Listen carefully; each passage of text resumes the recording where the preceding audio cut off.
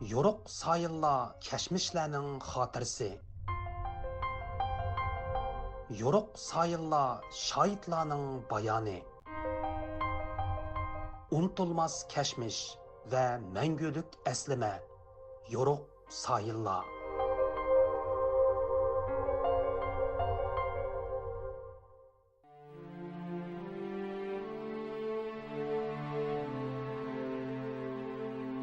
Assalamu alaykum, hürmetlik radyo anlıqçılar. Yoruq sayılla sayfimizge hoş geldinglar. Men mazkur sayfining programma riyosatchisi Qutlan.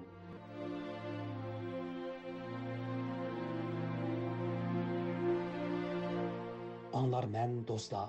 Tövende diqqatinglar 20 asr Uyg'ur tarixidagi buyuk ijtimoiy islohotchi, yangi ma'rifchilik harakatining bayroqdori, ma'rifatparvar mutafakkur Abduqodir Domollamning hayot yo'li va kurash musofasiga bag'ishlangan mazkur programmada bo'lg'ay.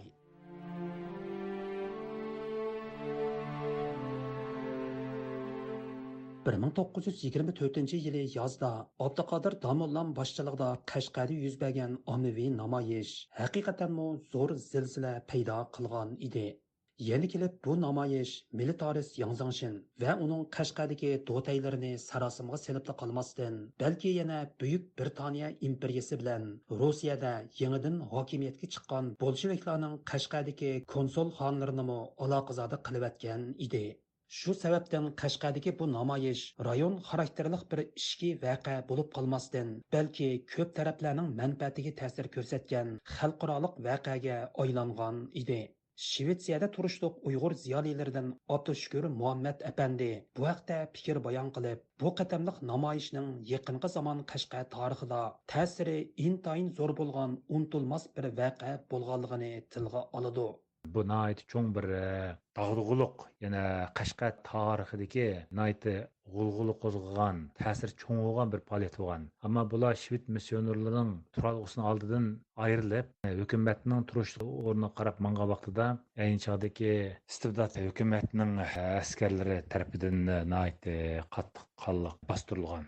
Türkiye Egey Üniversitesi Türk Dünyası Tədqiqat İnstitutunun professori Alamcan İnayət əpəndimi Abduqodir Domollam yetakchilik qilgan bu qatamliq namoyishning haqiqatanmi Qashqardagi ko'p tarafli kuchlarning manfaatiga tahlika his qildirganligini ta'kidlaydi. Ma'lumki, qadimiy shahar Qashqar 20-asrning boshlarida Markaziy Osiyoda ta'sir doir talishayotgan bir qanchalagan imperiyalar o'rtasidagi siyosiy sazgurligi intayin yuqori orliq rayon bo'lib qolgan edi.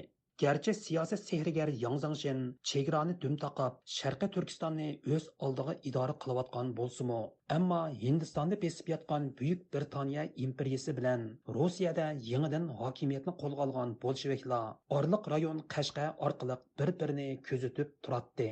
Uning ustiga shved missionerlarining Qashqardagi din tarqitish faoliyatlarimi tegi taktidan olganda Yevropa manfaati bilan birikib ketgan edi.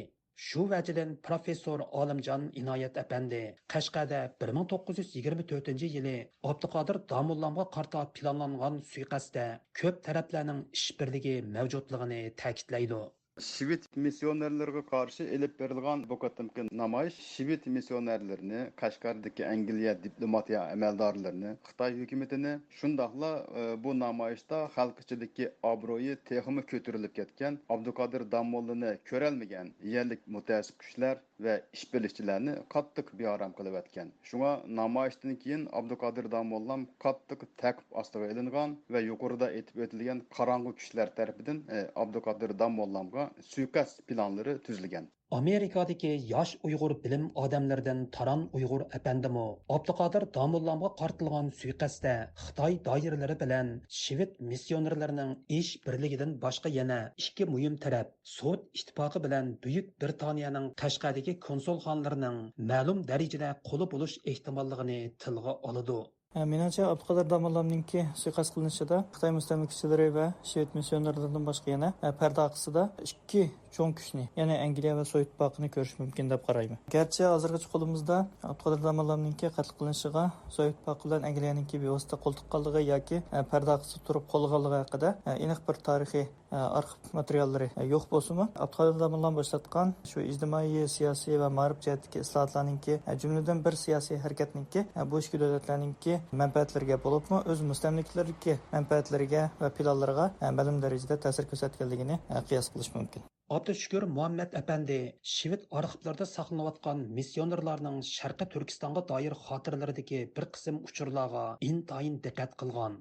Uning bayqishicha, Şivit missionerlari ayni yillarda Qashqarda kun sayin zo'rayotgan Abduqodir Damollan boshchiligidagi jadidchilarning milliy uyg'unish harakatlarini o'zlarining din tarqitish faoliyatiga bir tahlika deb hisoblagan. Ularning xotirlarida hatto 1930-yillarning boshlaridagi Xotan inqilobchilariga qarta intayin salbiy va dushmanlik pozitsiyasidagi bayonlarmi uchraydi ekan.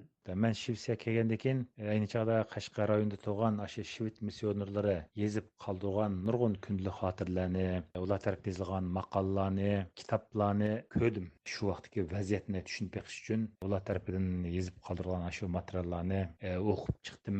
Hamda bularning yozgan materiallarida ayni chog'da Qashqarda o'zlariga qarshi fikrda bo'lgan, o'zlariga qarshi namoyishni uyushtirgan Abduqodir Damollan boshliq bu kishilar nisbatan ijobiy pozitsiyalarda bo'lmagan, balki ularni bir xil o'zlariga qarshi chiqqan hisobda bir xil dushmanlik nazari bilan yoki dushmanlik idisi bilan yozgan tasvirlarni uchratqildi. Bo'libmi Xotan qo'shini, ya'ni Muhammad Emin Bug'ra apandining qo'shinlari, ya'ni inisi boshliq qo'shinlar yakandagi Shved missionerlar tomonidan ochilgan maktablarni tarqitib o'tgandan keyin ham bir turqum Shved missionerlar ergashib Xristian diniga kirgan odamlarni tutqun qilib, Abil ismlik bir yoshni qatl qilgandan keyin bularning qalbidan aytib bir xil qattiq o'shmanlik paydo bo'lgan. Shuna bularni yezib qoldirgan bu materiallarda mayli Muhammad Emin Bug'ra bo'lsin yoki uning ikki qarindoshi bo'lsin, bularga ijobiy ko'z bilan qaramagan, yozgan materiallar hammasi bularga salbiy fikrlarni qoldirgan. Taran Uyg'ur Efendi 1924-yildagi Abduqodir Damollanni qaslashdan iborat bu siyosiy suiqasdning orqa ko'rinishida Sovet ittifoqi omilining bor yo'qligini o'ylanib ko'rishga arziydiganligini ta'kidlaydi. Uning taxmin qilishicha, shu yillarda G'arbiy Turkistonni, ya'ni O'rta Osiyo rayonini jiddiy ravishda bolsheviklashtirishga tutish qilgan Sovet ittifoqining Sharqiy Turkistonda ko'rilgan har qanday bir milliy harakatga sukut qilishi, shundaqla bu xil milliy uyg'onish harakatlarining G'arbiy Turkistonga ta'sir ko'rsatishiga chidab turishi mumkin emas edi. Abduqodir Damollan aktiv faoliyat berayotgan 1920-yillarning boshlari Sovet hokimiyati O'rta Osiyodagi hokimiyatni amlatdan mustahkamlayotgan kommunizm ideyasini amlatdan yeyishga boshlayotgan bo'libmi, G'arbiy Turkistonda o'zining milliy chegaralarni ayirish siyosatini yo'l qo'yishga aktiv tayyorlik qilayotgan bir mezgil bo'lib, shunday bir sharoitda o'ziga qo'shni bir elda intayin durust islom aqidasiga ega, quyuq turishchilik fikriga ega, ta'siri kuchli bo'lgan bir shaxsning o'tirg'i chiqishi va shu iqimlar bo'yicha o'zining siyosiy faoliyatlarni qanot yedirishi albatta Sovet hokimiyatini andishiga solgan deb o'ylayman. Bundan boshqa yana Sovet ittifoqi ayni yillarda Chorosiyadan miros qolgan Qashqardagi konsulxonasini qaytadan ishga kirishtirishga va shu orqali o'zining ta'sirini G'arbiy Turkistondan otiltib Sharq Turkistonga ham yeyishga, uni ta'sir doirasi ostiga ilishga harakat qilgan deb o'ylayman. Demak, shu ikki manfaat nuqtasida albatta Abduqodir Damollan Sovet ittifoqininki nihoyatda kuchli bir raqibiga aylangan deb o'ylayman. Uningdan boshqa Buyuk Britaniya omilini nazardan saqit qilishga bo'lmaydi albatta. Chunki shu yillarda Hindistonda ko'tarilayotgan milliy mustaqillik talablariga intayin sezgur qaraydigan Buyuk Britaniya imperiyasining Hindistonga qo'shni Qashqarda maydon kelgan milliy uyg'onish harakatlariga e'tiborsiz qarshimi mumkin emas edi. Qashqardagi Sovet ittifoqi konsulxonasi uchun Abduqodir Damollan qanchalik tahlikalik shaxs hisoblansa, Angliya konsulxonasi uchunmi shunchalik xatarli kishi hisoblanadi. Bundan boshqa yana Qashqarga chegaradosh bo'lgan ayni vaqtdagi Angliyaning mustamlikasi Hindistonda Mahatma Gandhi boshchiligida hamkorlashmaslik harakati nihoyatda faol qanot yaygan. Shundaqla Hindistondagi musulmonlarning Angliya mustamlikasiga qarshi harakatlari aktiv rivojlanayotgan bir mezgil edi. Demak, shundaq bir sharoitda Hindistonga qo'shni bo'lgan Sharqiy Turkistonda Abduqodir Damollandek ta'sir kuchli bo'lgan bir diniy olimningki shundaq bir ijtimoiy siyosiy harakatlarni boshlashi, shundaqla Qashqarda qurilgan xayriya ehson jamiyati, shundaqla bir qism maktablarningki aqsida turklarning yordamining bo'lishi, Osmonli davlatiningki istixbarotiningki harakat qilishi Angliyani texmo sarosimiga sep qo'ygan deb o'ylayman. Oxirida professor Olimjon Inoyat apandi munolarni alohida ta'kidlab o'tdi. Biz burunmu deb o'tgandek usuli qadim ma'rifi davrining taraqqiyotiga mos kelmay qolgan edi. Usuli qadim ma'rif sistemasi bilan Uyg'ur jamiyatining ilm fanda taraqqiy qilib uyg'unib ketishi mumkin emas edi. Shunga Yangi Zhengxin hokimiyati usuli qadim maktablarini emas, usuli jadid maktablarini tahdid deb qaragan. Yangi Zhengxin missionerlarning din targ'ib qilish faoliyatlarining qisqa vaqt ichida unumli bir natija yarata olmaydiganligini bilatdi. Texmo muhimi bu xil missionerlik faoliyatlarining jamiyatda diniy e'tiqod jihatdan bo'linish paydo qildiganligini, milliy kimlik engini sustlashtirdiganligini bilatdi. Bo'lingan, parchalangan jamiyatni boshqarish oson bo'ladi albatta.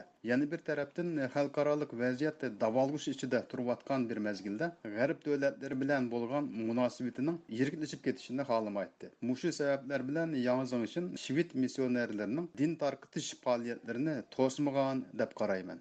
Qadrlik radio anglag'uchilar, yuqorida 20-asrdagi buyuk istoatchi Abduqodir Domollam va uning hayot yo'liga bag'ishlangan maxsus radio programmasining 16-qismini diqqatingizga sundiq. Bu vaqtdagi anglatishimizning oxiri davomli diqqatingizda bo'ladi.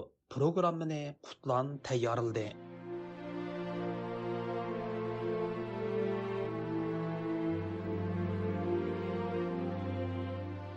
Qimmatlik radio anglag'uchilar, shuning bilan Yo'riq Sayillar sayfisining bugungi anglatishi bu yerda oxirlashdi. Sayfimizning kelar haftalik sonda ko'rishayli. Xush vaqt bo'linglar.